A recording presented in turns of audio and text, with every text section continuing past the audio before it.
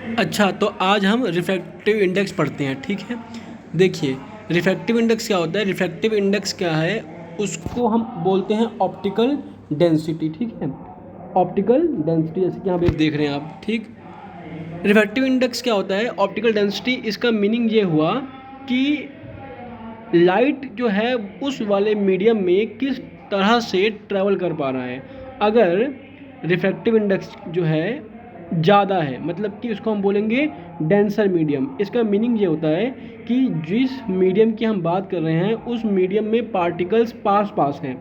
इसका क्या होगा कि जो लाइट है उसकी वेलोसिटी कम हो जाएगी। क्यों कम हो जाएगी? क्योंकि उसको हर बार ज़्यादा पार्टिकल्स से ज़्यादा बार टकराना पड़ेगा, उतना ज़्यादा उसको रेस्ट्रिक्शन मिलेगा।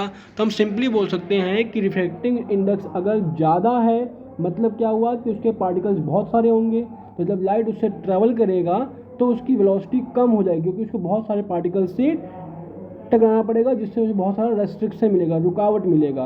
रिफ्रैक्टिव इंडेक्स जो होता है उसका सिंबल क्या होता है? म्यू या फिर एन। आप किससे भी दिखा सकते हैं। रिफ्रैक्टिव इंडेक्स मीनिंग क्या हुआ? ये हमारा ऑप्टिकल डेंसिटी है। ये हमारा क्या है? Optical density. मैं आपको बताना चाहता हूँ, ये हमारा नॉर्मल डेंसिटी नहीं है जो हम पढ़ते हैं मास अपॉन वॉल्यूम वाला, ये वो डेंसिटी नहीं है। यहाँ पे हमारा होता है ऑप्टिकल डेंसिटी। मीन्स वो लाइट के हिसाब से किस तरह की डेंसिटी है, वो लाइट को वो किस तरह से बिहेव कर पाएगा उस वाले मीडियम में।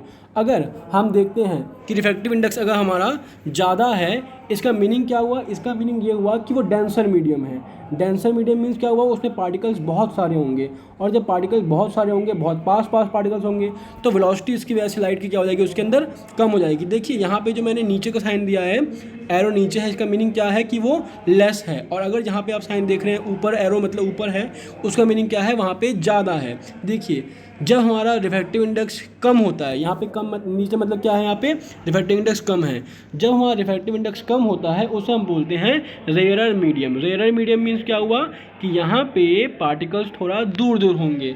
दूर दूर होंगे, इसका मीनिंग क्या हुआ कि अब जो लाइट है उसको ट्रैवल करने में ज़्यादा दिक्कत नहीं होगी, उसकी वजह से वेलोसिटी उसकी क्या हो जाएगी? यहाँ पे हाई हो जाएगी, ठीक है। अच्छा, इस तरीके से हम सिंपली बोल सकते हैं कि रिफ्रैक्टिव इंडेक्स क्या हुआ? रिफ्रैक्टिव इंडेक्स क्या है कि वो हमारा लाइट किस तरह से बिहेव कर पाएगा उस वाले मीडियम में। अगर डेंसर है मीन्स रिफ्रैक्टिव इंडेक्स ज़्यादा है, मीन्स वेलोसिटी लाइट की उस वाले मीडियम में कम हो जाएगी, उसको ज़्यादा टकराना पड़ेगा। अच्छा, इसीलिए हम कह सकते हैं कि रिफ्रैक्टिव इंडेक्स वो इन्वर्सली प्रोपोर्शनल हो गया वेलोसिटी ऑफ लाइट के, ठीक है। अच्छा, यहाँ पे आप सिंपली देख सकते हैं, मैंने आपको दिखा दिया यहाँ पे कि जो वेलोसिटी है वो हमारा क्या है? इन्वर्सली प्रोपोर्शनल हो गया वेलोसिटी के, ठीक है। अच्छा, अब मैं यहाँ पे आपको दिखाता हूँ। यहाँ पे देखिए, एक सेकंड, देखिए यहाँ पे क्या है? म्यू 2/1। इसका मीनिंग क्या होता है कि रिफ्रैक्टिव इंडेक्स सेकंड मीडियम का, किसका?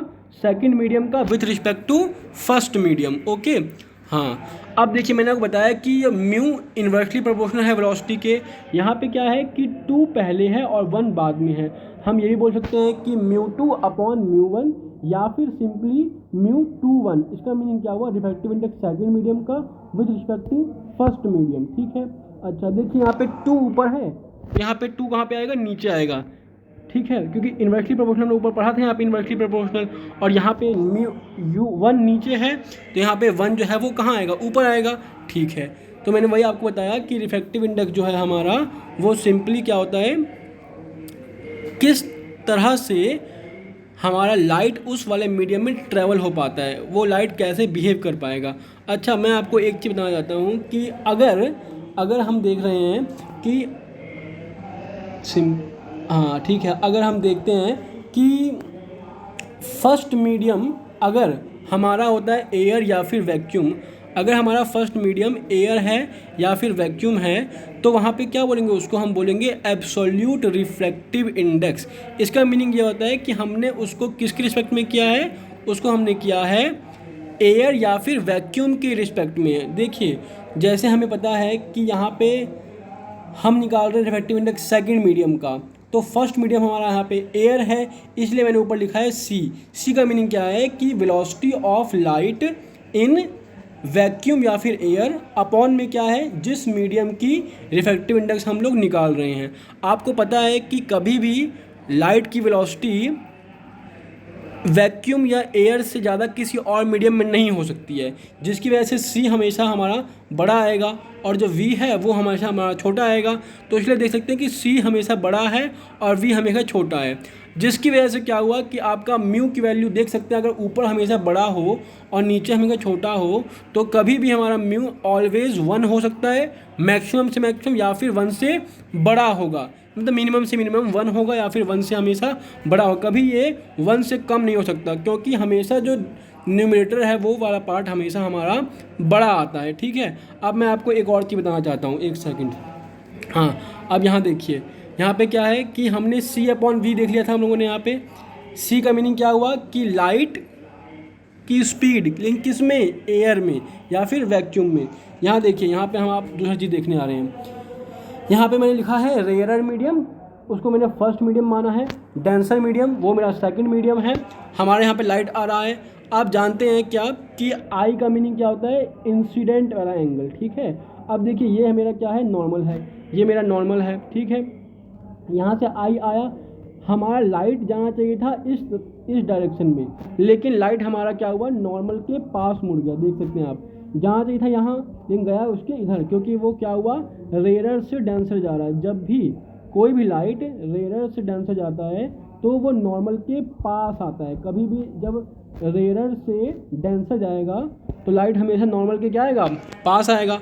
जब पास आएगा तो जिसकी वजह से लाइट जाना चाहिए था ऐसे, लेकिन गया वो इस तरीके से, यहाँ से गया वो। ठीक है, अच्छा अब देखिए, आपने पढ़ा होगा स्नेल्स लॉ। स्नेल्स लॉ क्या होता है, साइन आई अपॉन साइन आर। इसका मीनिंग क्या है कि sine of incident angle upon में sine of refraction, not reflection, क्योंकि यहाँ पे मीडियम चेंज हुआ है जिसकी वजह से रिफ्रैक्शन। ओके, तो साइन आई अपॉन साइन आर। देखिए, मैं आपको बताना चाहता हूँ कि यहाँ पे ये दोनों का जब रेशियो निकालेंगे हम लोग तो वो हमेशा क्या आएगा, कांस्टेंट आएगा। कांस्टेंट का मीनिंग क्या हुआ कि हमेशा फिक्स आएगा, सेम आएगा, हमेशा सेम आएगा। लेकिन सेम कब आएगा, जब हमारा जो मीडियम है वो दोनों फिक्स कर रखा है कि हमने let us suppose first medium हमने दिया, मान लेते हैं कि वो हमारा फर्स्ट मीडियम जो है वो हमारा वाटर है। ठीक है, और सेकेंड मीडियम हमारा ग्लास है। अब जानते हैं वाटर का रिफ्रैक्टिव इंडेक्स 1.33 होता है और ग्लास का 1.5।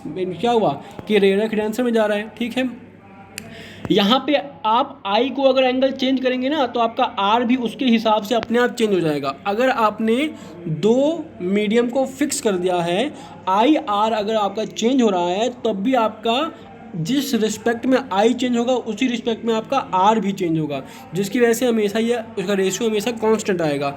उसे हम बोलते हैं रिफ्रैक्टिव इंडेक्स। किसका, सेकंड मीडियम का with respect to first medium.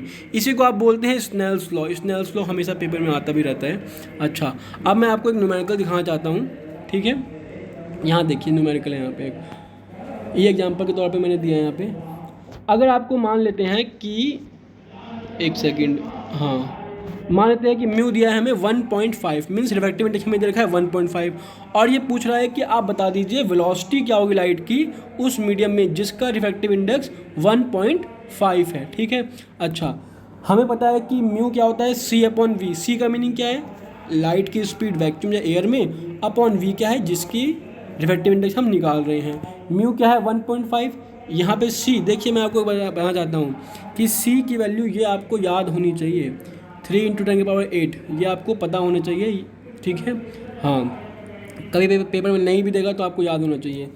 ठीक है, तो ये देखिए, तो C/V किया, अब मुझे V निकालना है तो V यहाँ डिवाइड में आ जाएगा, मल्टीप्लाई हो जाएगा, तो मल्टीप्लाई हो गया।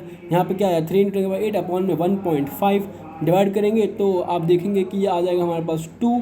देयरफॉर हमारी लाइट की स्पीड क्या होगी, 2 × 10⁸ मीटर पर सेकेंड, किसमें, जिसका रिफ्रैक्टिव इंडेक्स 1.5 है। चलिए, ओके।